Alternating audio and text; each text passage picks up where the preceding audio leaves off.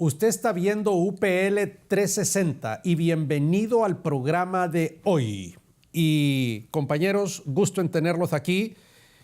¿Cómo le damos la bienvenida a la gente, César? Bueno, primero que todo, para mí es un gusto estar aquí con ustedes, doctor Saldívar. Ah, bueno, pues. Para mí también es un honor compartir este extraordinario programa con personas que seguramente llevarán una información valiosísima a todos nuestros televidentes. El tema de hoy es la doctrina de la elección en la epístola a los romanos. Ese es un tema bien fuerte. A Jacob amé y a Esaú aborrecí. Así es. Sí, porque bueno, realmente Pablo desde el capítulo 9 hasta el capítulo 11, tomando el tema de la soberanía de Dios a través de la elección que él hace, sigue argumentando el hecho de que Dios incluyera a los gentiles en su plan con la humanidad. Y es muy interesante el hecho de que este tema de la elección ha sido de estira y encoge a través de los años, y cómo leyendo el mismo texto se pueden llegar a dos diferentes puertos. El hecho de que Dios a unos los escogió para ser salvos y a otros para no, desde un punto de vista, y otros que absolutamente no está diciendo eso, sino está hablando del pueblo elegido que a través de los propósitos de Dios elige a Jacob para traer la salvación al mundo. Pues eso es lo que vamos a hablar hoy. ¿Qué significa eso de que Jacob fue amado y Esaú fue aborrecido? ¿Existe la predestinación? ¿No existe la predestinación? Entonces hay gente que está preocupada por esto, pero vamos a ver qué es lo que la Biblia dice, porque estamos en la serie de la epístola a los romanos. De la epístola de los romanos, así es. Correcto. Bien, entonces vamos a uno de los temas, una de las, ¿cómo se dice esto? De las secciones más importantes de UPL 360. ¿Cuál es esa, César? Upeleando. Upeleando. ¿Qué es eso de upelear? Es un maravilloso segmento que nos va a ubicar de manera general de lo que se trata el programa de hoy. ¿Y tiene algo que ver con pelear? En lo absoluto. ¿Y con qué tiene que ver eso entonces? Con información que llega al punto. Así como usted va a la internet y hace un googlear, ahora usted va a upelear. Pues sin más dilación, procedamos de conformidad. Vamos a upelear ahora.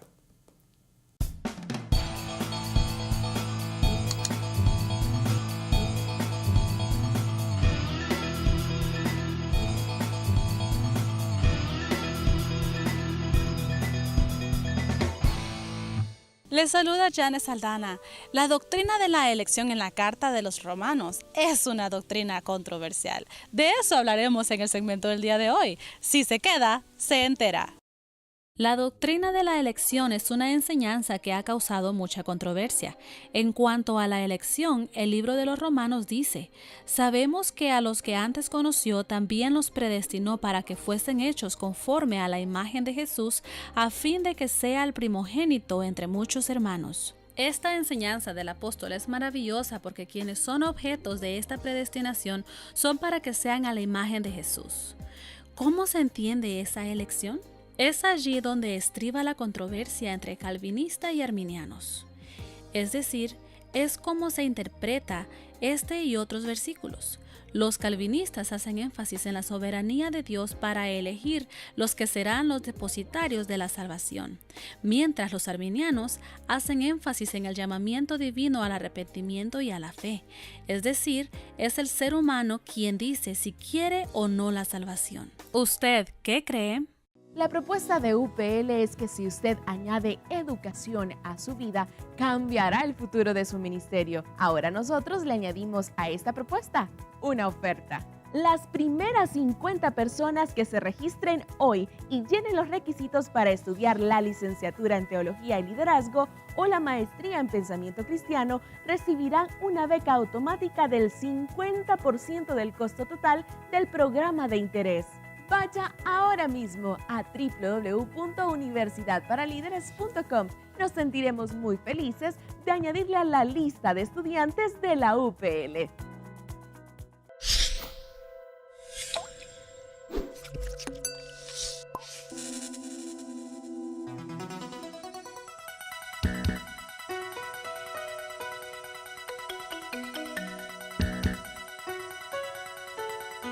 Hola, mi nombre es Juan Carlos García de la ciudad de Elgin, Illinois, y tengo una pregunta para Universidad para Líderes.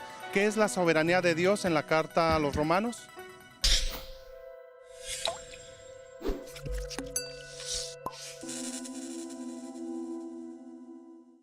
Bueno, soberanía, si lo vamos a decir coloquialmente, es el acto por el cual Dios hace lo que Él quiere, siempre está correcto. Eso no es muy coloquial. Lo que le da la gana. Bueno. Eso sí es coloquial.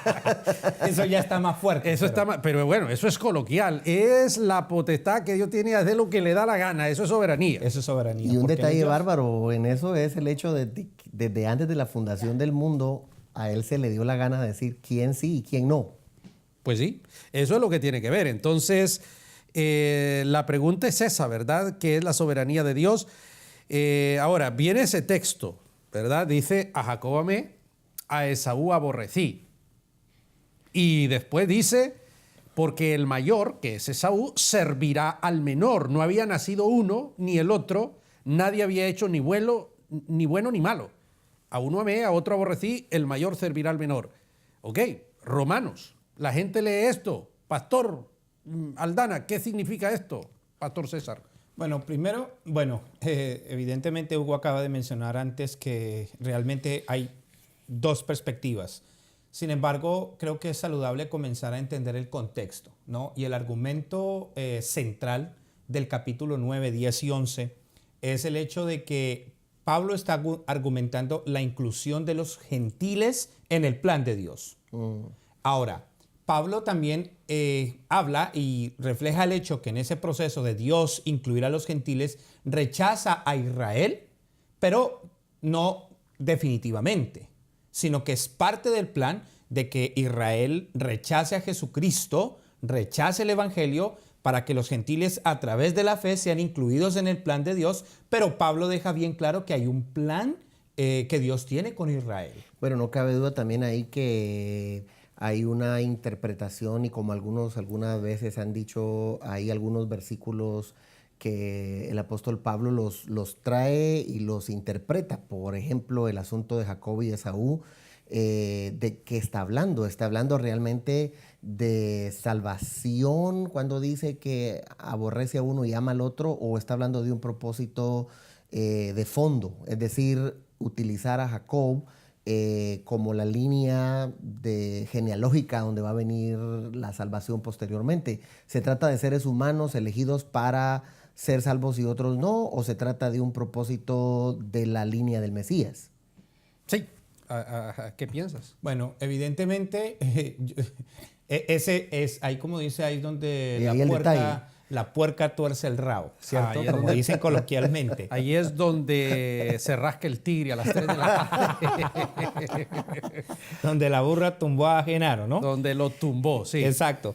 Bueno, vuelvo y repito, el asunto es que también Pablo está argumentando en contra de la idea que tenían los judíos, que por el hecho de ser judíos y su identidad nacionalista, por el hecho de ellos ser circuncidados, se hacían llamar hijos de Dios. Y Pablo comienza ese argumento para decir que realmente los que son verdaderos hijos de Dios son los hijos de la promesa, ¿cierto? Y entonces luego viene el argumento, o también toma el argumento de Esaú y de Jacob. Da a pensar a la hora de leer el texto, más allá de rechazar o no rechazar, es el hecho de que Dios es soberano para Él elegir a quien Él quiere. Ese es el punto. Dios elige a quien Él quiere, Él desarrolla su plan como Él quiere, lo ejecuta como Él quiere, con Él quiere y cuando quiere.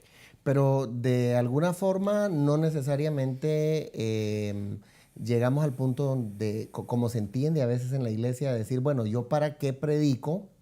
Usando la palabra del doctor Saldívar, ¿para qué pepinos va de predicar en la iglesia si al final de cuentas Dios ya dijo quién va a ser salvo y quién no va a ser salvo? Entonces a veces lo llevamos a una parte como en una comprensión demasiado trivial de lo que el texto nos quiere decir de fondo, porque en el asunto de Dios elige a quien Él quiere, obviamente, es decir, no solamente son judíos, de hecho le dice por cuanto todos pecaron, es decir, no se crean que ustedes por ser de Israel ya la tienen hecha. Ustedes son tan pecadores como los otros. ¿Qué les parece, muchachos, si vamos hasta Madrid ahora? Vamos con el erudito profesor Alfonso Ropero. Alfonso, ¿qué piensas de esta historia tú? La soberanía de Dios, en ese pasaje yo creo que Pablo está creando ahí unos contrastes muy fuertes en relación precisamente a la soberbia en la que había caído el fariseísmo, ¿no? El pueblo judío de todos los tiempos, sino concretamente el judaísmo que conoce el apóstol Pablo, y esos contrastes son fuertes. Pero a la vez yo creo que esta soberanía de Dios nunca debemos desligarla de la esencia divina. Cuando el Señor Jesucristo nos enseña que Dios es amor, y el Evangelio de Juan también nos lo vuelve a confirmar. También el apóstol Pablo nos habla del Padre de misericordia. Entonces, cualquiera que sea la interpretación que demos al hecho de que Dios ame, lo que pueda significar esto, a una persona, o aborrezca, que a Jacob y a Esaú lo aborrezca, nunca debe desligarse del principio del Dios que dice que quiere que todos se salven y no quiere que nadie se pierda. Entonces no creo que haya arbitrariedad, no entendemos, o en mi caso no entiendo todo el plan divino, pero sí sé que en el plan divino está la salvación de todo el mundo, y por eso el gran texto evangélico de tal manera amó Dios al mundo que ha dado a su Hijo unigénito para que nadie se pierda, ¿no? Sino que tenga vida eterna. Bien, este es el principio básico. Ahora bien, si hay actitudes de soberbia o pensar hemos sido salvos porque yo soy mejor o porque Dios vio en mí una predisposición a creer y a comportarme con santidad, quizá habría que pararle los pies y decirle no, tú no has venido a Dios por ti mismo, sino porque Él te llamó primero, que es otra manera de utilizar esto de amó a uno o aborrece a otro. Gracias, Alfonso. Tremendas observaciones las que hace el profesor Ropero. Sí, me llama la atención lo que él dice, ¿no? La conexión que se hace entre la soberanía de Dios y el amor. Primero, cuando uno mira estos pasajes, no solamente desde el punto de vista exegético, sino también teológico, en términos de la soteriología, la salvación, tenemos que entender en cuenta que estamos hablando de elección, no de selección. Son dos cosas diferentes. A ver, ¿cuál es la diferencia? Bueno, en la selección es como que Dios está en el mercado y coge lo podrido y lo tira a la basura y lo bueno y lo pone en la canasta. Realmente esa no es la imagen del pasaje, número uno. Número dos, el asunto en la gracia es el hecho de que por causa del pecado, realmente Dios no tenía que salvar a nadie. Dios tenía que condenar a toda la humanidad. Entonces, ¿en qué se muestra su gracia? En el hecho en que Él, por misericordia, sin acto nuestro, iniciativa completamente de Él y por su amor y gracia, Él se digna porque Él quiere en salvar a alguien. Perfecto. Y a mí me gusta mucho el hecho de que el mismo texto dice, ¿para qué son electos? Dice, electos para ser a la imagen de Jesús. Entonces, de pronto lo trivializamos cuando pensamos en que es una elección para salvación y otros para ir al infierno. En este caso, están siendo electos para ser a la imagen de Jesús, para que sus actos, para que su vida llegue a ese estadio. Y el otro punto que entra la cuestión de la controversia es en la postura en el capítulo 3 del libro de Génesis, el hombre quedó totalmente deshabilitado para siempre de poder elegir para que Dios diga si se va a salvar o él quedó con la capacidad para decir, hombre, es que yo sí tengo la posibilidad de decir que sí o que no. Muy bien, muchas gracias. Tenemos que ir a una pausa, no se vaya y quédese usted con nosotros. Sé un líder, estudia educación cristiana. ¿Quieres enseñar pero no sabes cómo? Tú necesitas estudiar educación cristiana. 10 módulos, 10 exámenes y 10 meses te dará las herramientas para ser un maestro. Todo lo que necesitas saber en el teléfono 562-852-2495.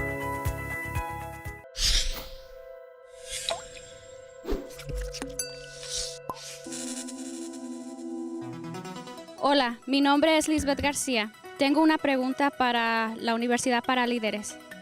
¿Cuál es el futuro de Israel en la Carta de los Romanos?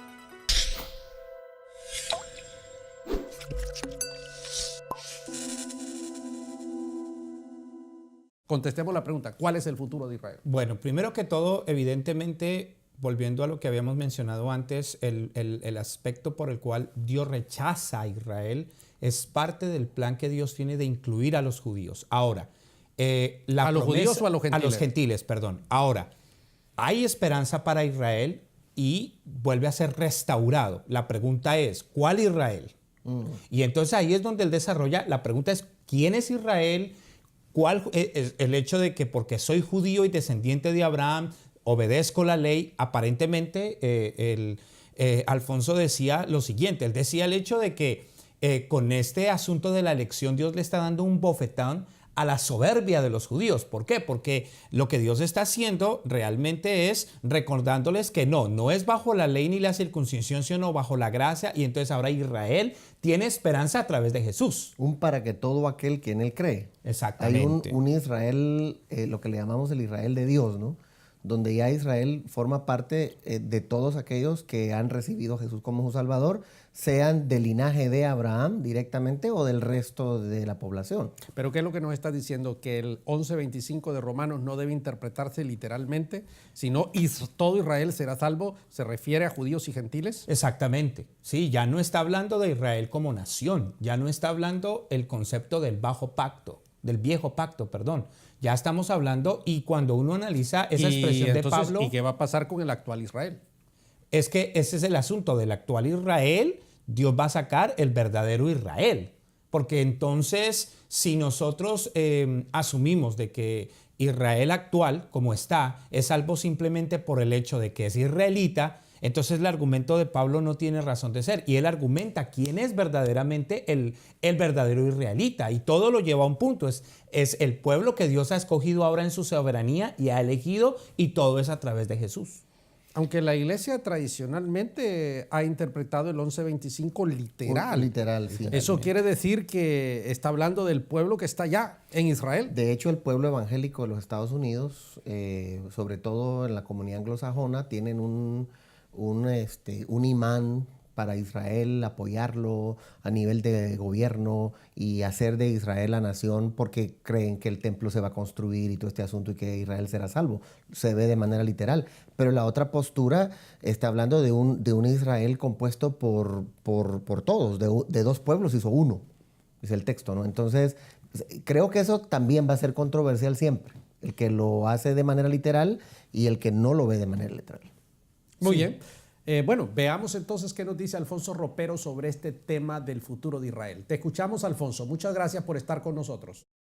Una cosa es cierta, Pablo está convencido, y esto es por fe, no hay ninguna garantía, sino como una revelación que él ha recibido, de que a pesar de que hoy persiste una incredulidad en el pueblo judío respecto a Cristo, llegará un día en que esa incredulidad, él dice que será como un velo que ahora tienen en los ojos, les será quitado. ¿Cómo ocurrirá? ¿Por qué ocurrirá? No lo sabemos. Hay hoy por hoy muchas misiones dirigidas al mundo judío, unas con más éxito, otras con menos. Lo que sabemos es esto, como cristianos, es siempre mostrar, no como desgraciadamente ha ocurrido en el pasado, acusar a los judíos de asesinos de Dios y dificultarles la entrada en el reino de Dios, en la iglesia. Entonces eso debemos por todos los medios quitarlo de la mente y consolarnos en que el que salva es el Señor, la iglesia está en sus manos, y también la salvación del pueblo judío. ¿Cuándo, cómo esa totalidad se cumplirá? Creo que pertenece un poco al futuro y especular. Nosotros caeríamos en la especulación tratando de señalar las maneras y el momento. Pablo lo está diciendo, yo creo, como un desahogo, porque él se siente tan judío que no puede pensar, y él lo dice, dice, perdería con gusto la salvación si supiera que a cambio todo Israel fuese salvo. Y su esperanza es esta, él lo siente, sabemos que Pablo está inspirado por el Señor, siente como algo venido de Dios, que ese pueblo que un día Dios eligió de entre todos los paganos, y lo hizo algo, su tesoro especial, Dios tiene un plan para él y ese plan lo va a cumplir, y eso es la esperanza cristiana. Gracias, Alfonso, muy amable. Un desahogo, dice. Que Pablo está hablando como un desahogo, pero que no se puede decir cuándo, cómo, por qué, porque esto sería una cuestión especulativa. Totalmente. Y que Pablo estaría dispuesto a perder la salvación, ¿no? Interesante lo que dice Alfonso. Sí, son expresiones que Pablo, en las que él expresa su devoción y su amor por su nación, ¿no? Como judío. Y es claro, lo que sí podemos observar es que... Pregunta, ¿tú estarías dispuesto a perder tu salvación por tus compatriotas colombianos, César? Yo creo que la respuesta más clara sería ni lo afirmo ni lo niego, sino todo lo contrario. Todo lo contrario. Pablo dice que él prefiere, lo que él lo dijo, anatema y perder todo para que mi pueblo, para que los de mi nación conozcan a Jesucristo. La pregunta ¿es una expresión del corazón o es lenguaje retórico, ¿no? Para darle fuerza al texto? Este hombre no entra a Colombia porque no contestó. Sí. Ahí en El Dorado lo paran. Sí. Ahí lo paran. No, usted dijo que no daba la vida por nosotros y aquí se da la vida por la patria, ¿no? Claro, es que ya es estadounidense el hombre, entonces eso ya no queda. American citizen. Ok, peor ahora que lo dejan entrar. Bueno, perfecto. Vamos a una pausa. Usted está viendo UPL 360.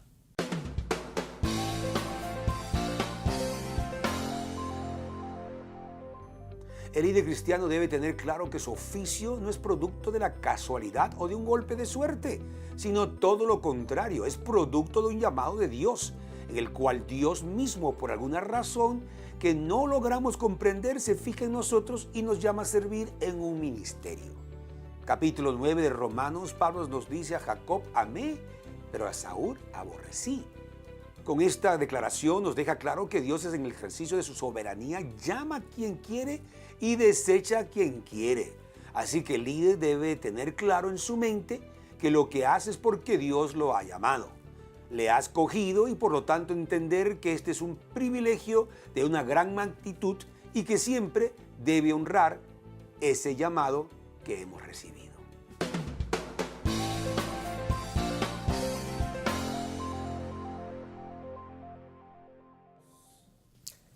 Muchísimas gracias, Alberto, por esa extraordinaria reflexión corta pero buena.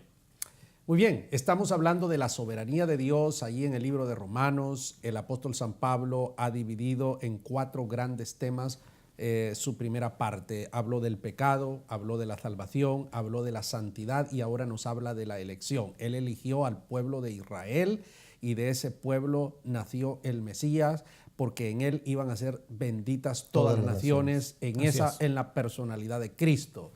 El pueblo judío desafortunadamente no cree en el Mesías, le quita la vida al Mesías y entonces ahora Pablo dice que injertó a otro pueblo, los gentiles, y desarrolla ahí toda una teología que realmente es una bofetada a los judíos porque ellos son los escogidos, son los de la circuncisión, son la gente del pacto. Y entonces ahora nos habla de la salvación, que a pesar de todo eso en el futuro van a ser salvos. Y hay 2 interpretaciones. Una literal, que es el pueblo de sangre judía, y lo que César nos ha dicho es Israel ya no son ellos solamente, también nosotros.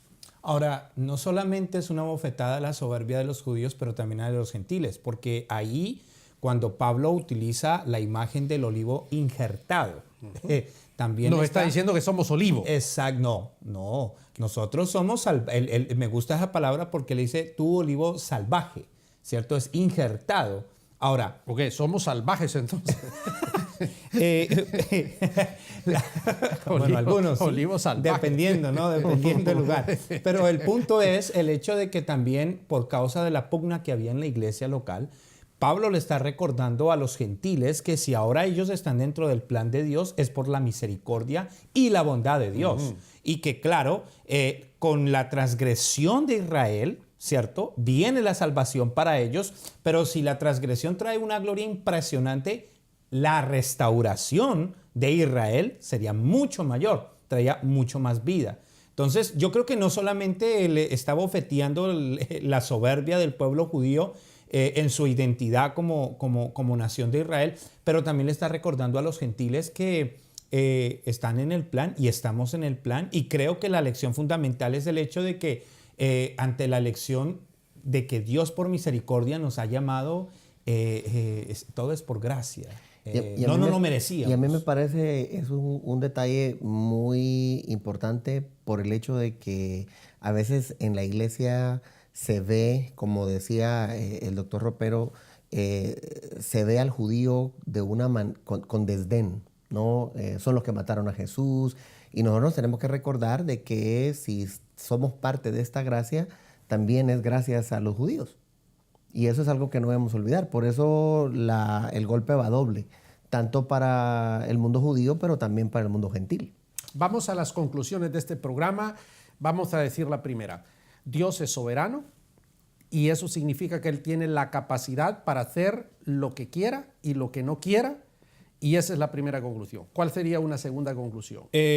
Yo creo que hemos sido elegidos por gracia, por misericordia. Todo lo que tenemos y todo lo que somos y lo que logremos en esta vida es porque simplemente a Dios le plació. Somos completamente inmerecedores de todo. Por lo tanto, debemos estar altamente agradecidos por ser parte de ese gran plan. Muy bien, otra conclusión de esto sería de que los seres humanos no tenemos ningún derecho de cuestionar a Dios, ¿verdad? Porque Pablo dice, ¿quién eres tú, hombre, para que alterques con Dios? Dios ha creado algunos instrumentos para honra y otros para deshonra, y es así. Entonces, Dios en su soberanía escogió a un pueblo para bendecir a todas las naciones del mundo, porque Él puede hacerlo, porque es soberano. Una cuarta conclusión. Es evidente que nosotros, yo creo que la cuarta conclusión es ver de que Dios siempre lleva a cabo su plan final. Por eso la restauración final de Israel, y Pablo lo deja bien claro ahí en los capítulos del 9 al 11. Bueno. Y debemos de sentirnos felices de que estamos en la fila, pues. Bueno, eso es lo más importante. Señores, se nos ha acabado el tiempo y producción dice que será en otra ocasión. Se ha terminado. Usted ha visto UPL 360. Muchísimas gracias por habernos acompañado.